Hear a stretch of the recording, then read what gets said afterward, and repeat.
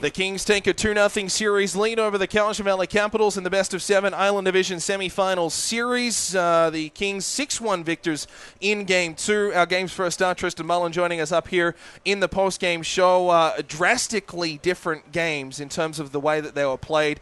Four, special team situations in Game 1. The Kings, allowing Cowichan to kind of cut a rut there to the penalty box in the second and third. How big, was discipline in terms of factoring into tonight's game?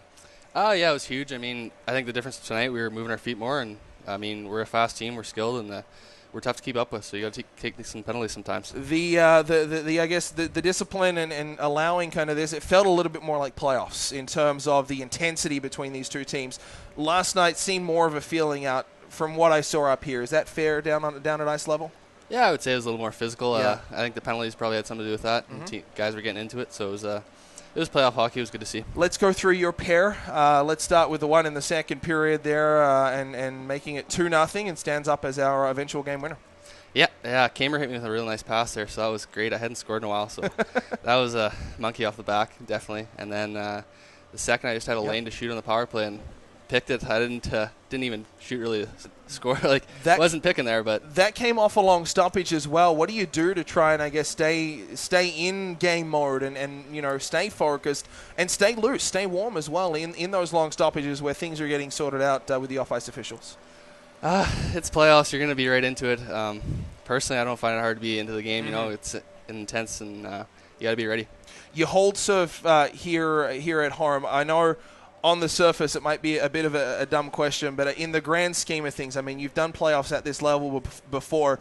For a player, the difference between 2-0 and 1-1 going into a road game 3, how is that mentally and for the psyche and emotionally in a series like this? Yeah, it's definitely huge for the confidence in that, but you can't change your approach. Mm-hmm. It doesn't matter whether it's 3-0, you're down 3-0 or up 3-0. You got to play the same way and just play right. How was the crowd here tonight? It seemed pretty loud. It was big last night. It seemed loud tonight. You guys feed off that here at the Hap here, I guess? Yeah, it definitely gets you going. The more people are in, and it's loud and gets your legs going a bit more, I'd say. Defensively, the Kings tidied up a lot from last night. I think if you were to kind of hop on something that was the D-zone coverage and failed clears out of the Kings zone, what was tweaked heading into today to try and get those pucks moving north-south a little bit quicker on that first attempt? I think we're just getting our pins better tonight, and everyone was alert, and ins were ins and outs were outs. The Game 3 coming up on Monday in Duncan. It's obviously a venue that the Kings haven't had much success in this season, and it's been a long time since you played there. What do you remember about that Island Saving Center and those confines that maybe gave the Kings a couple of roadblocks this year? Oh, yeah, we haven't had the best of luck there, but we're a new team. That was obviously in October. We had our struggles. I think we were on a 7-game losing streak when I think we were in a rut anyway when we were there. So we're a new team. Obviously, with Brubaker and Kennedy here now since January 10th, we've really turned it up. We've been one of the hottest teams in BC. So, Tristan, we'll let you get back down to the room. Congratulations on your pair tonight, first star, and thanks so much for doing this. Yeah, thanks. Brock, let's start defensively because that was the one thing we really highlighted from last night. I don't recall a situation tonight where the Kings were pinned in their own zone as a result of failed clears here tonight. A little bit. Our first period, we didn't really turn up the heat in the defensive zone. Their forwards were pretty. We were making it easy for them by not jumping on them right away and closing time and space. So, we came in after the first period. Yes, we were lucky to get one late, and good job there to free up Johnny to get a shot. But in our D zone, we just got to make sure we're eliminating time and space and managing pucks. I thought our first period was a little sloppy. We had too many turnovers for our liking, and we addressed it in the intermission and came out and played a solid second. The early goal, the late goal in the first period, that's got to be big for momentum. You say it's a little bit lucky. It was some nice work from Johnny Evans. You're able to cash in and, again, take that lead, which the Kings have been very, very good about playing with this season. Oh, for sure. It's hard work paying off. We stress on grinding and cycling the puck, and it's just hard work and moving your feet and upping your want level and your compete level. And that's that goal, especially late. It's huge. You get to go in the room with a 1-0 lead and regroup and address things that need to be addressed. And give credit to the guys. We struggled in the first with pucks and outs and turnovers, but we stuck with the game plan and we didn't get down on each other. We were positive. We had a good feeling coming in and knew it was going to be a tough one. So give the guys credit for working and getting that first goal and then discipline going in and coming out and playing a much better 40 minutes. You got the second one through Tristan Mullin, the third one through Carter Turnbull.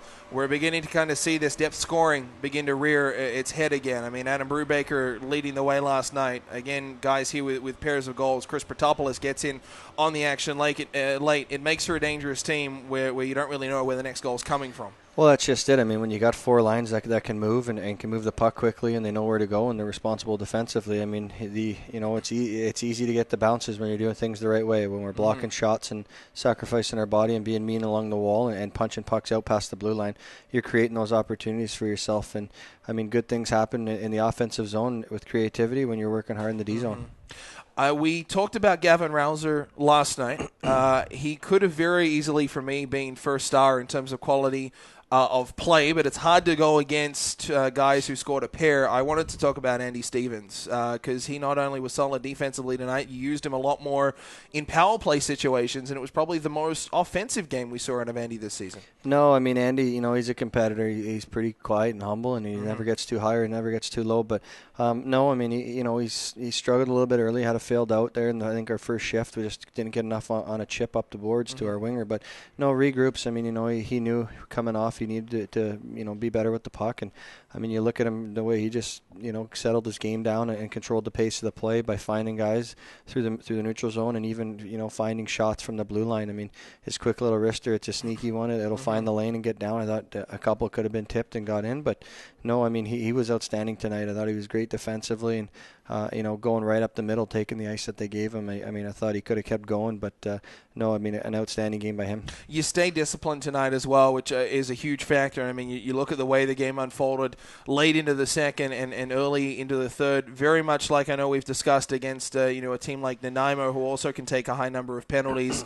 As evidenced throughout the year, you let your opposition make the mistakes. Yeah, you have to stay disciplined. I mean, playoff hockey, I mean, special teams are so important. I think we've given up 3 power play goals, already in 2 games, which we're not too happy about. Obviously, they're one here tonight. It's on the power play. But, no, I mean, to stay disciplined and not show frustration, not show that you're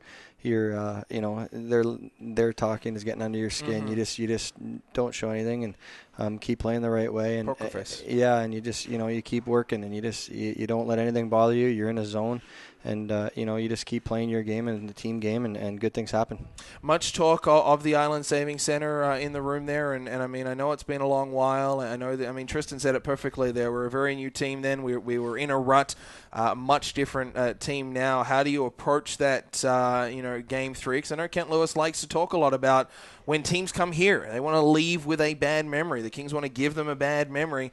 It's kind of reversed here with the Island Saving Center on Monday. Yeah, I mean, I think the nice part is we haven't been in there since November 1st, and it's now, March? We'll be in there March 9th, I think, for the first game. March 7th for the first game. So, no, I mean, it's like going into a new building almost. And, I mean, we went into the last weekend of the regular season with not having won in Victoria and got that monkey off our back. So, I don't know if we're going to address too much about it. I'm sure we will. It'll be in the back of our minds. But, I mean, at the end of the day, you got, a venue quite similar to this. I mean, the boards are a little bit livelier there and things happen a little bit quicker. But, no, I mean, you got a job to do, and that's to go in and win Game 3 and play the right way. What is the prep now for the Kings leading into Game 3? Obviously, you get the rest day tomorrow. Cowichan will travel back. How do you use this time to, simultaneously rest and recuperate and yet still kind of stay in game mode? Yeah, just like a normal week. Obviously, it's a lot of games crammed into, it's 4 and 5, and then, or 7 and 9. So, no, you just rest. Give the guys the morning off tomorrow. Come down, do some video, maybe a light skate, and then regroup for Monday for game day. So, depending on the weather. Obviously, they had a tough travel day yesterday coming over, but depending on the weather and what it's looking like, I mean, the plan is to just treat Monday like a normal game day.